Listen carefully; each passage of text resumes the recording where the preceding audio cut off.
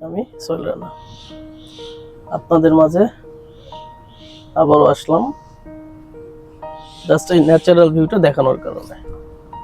আমাদের অফিসের সাথেই পার্কটা অনেক সুন্দর, মনোরম পরিবেশ, কোলাহল মুক্ত, ন্যাচারাল এনভায়রনমেন্ট, ন্যাচারাল ভিউ, সবকিছুই অসাধারণ।